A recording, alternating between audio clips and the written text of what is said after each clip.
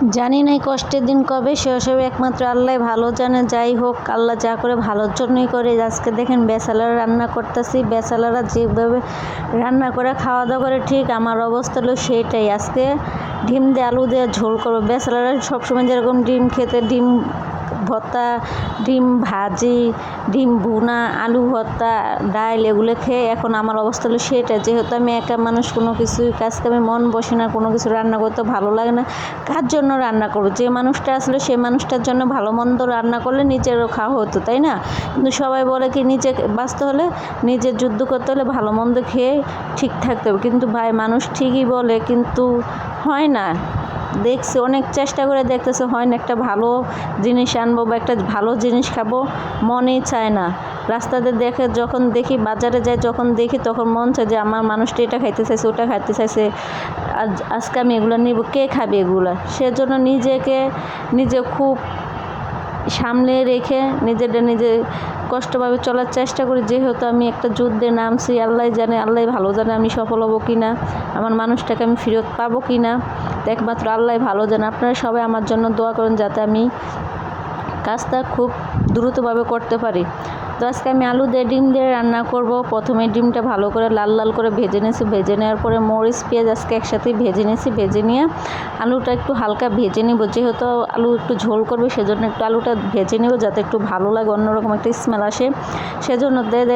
যাই হোক, আলুটা ভাজাভাজি শেষ হওয়ার পর পরিমাণ মতো আদা রসুন বাটা দিয়ে দিলাম, পরিমাণ মতো লবণ কুচি দিলাম, হলুদ দিয়ে দিলাম, দিয়ে ভালো করে একটু কষিয়ে নিব।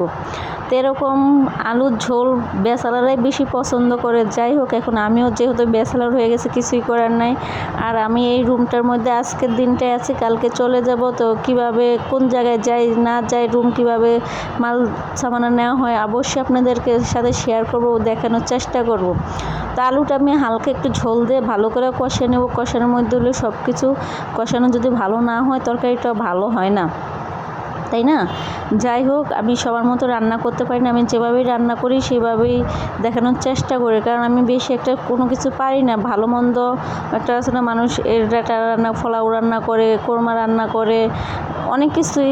যাই হোক, পিঠা নাস্তা আমার এগুলার ভিতরে নাই। যেহেতু আমি এগুলো পছন্দ করি না, সেজন্য আমি এগুলো খাইও না, বা আমার এগুলো করার চেষ্টাও করি না। বা আমার সাথে যে লোকটা আসলে সে এগুলো পছন্দ করত না, সে আমার মতো সবসময় ভাত তরকারি মাংস হইলেই চলছে। কিন্তু আছে না একটা জিনিস, আজকে আমার এটা বানিয়ে দাও, ওটা বানিয়ে দাও, তা কখনোই বলে না। আমি যেভাবে খাইছি ও ওইভাবে খাইছে, ও আমার মতোই হয়েছে। মানে দুজনের ভিতরে এতটা মিল আসলো, কিন্তু কেন জানি আল্লাহ এরকমটা করে ফেলাইছে কি, ওই ভাইবা চিন্তা করছে, একমাত্র ওই ভালো জানে। তো এখন তরকারিটা ভালো করে কষে নিয়ে পরিমাণ মতো ঝোল দিয়ে তরকারিটা এখন নামানোর আগে পরিমাণ মতো একটু জিরা গুঁড়া দিয়ে দিচ্ছি।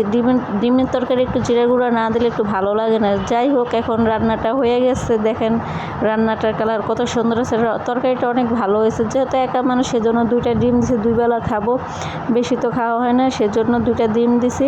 তো রান্না শেষে যেটা আমার কাজ সবসময় করি, চুলাটা মুছে নেই। যেহেতু আমার রান্না করার সময় চুলা, কিচেন রুম না মোছামুছি করলে আমার ভালো লাগে না। তো আজকের ভিডিওটা এই পর্যন্ত। সবাই ভালো থাকবেন। আল্লাহ হাফেজ।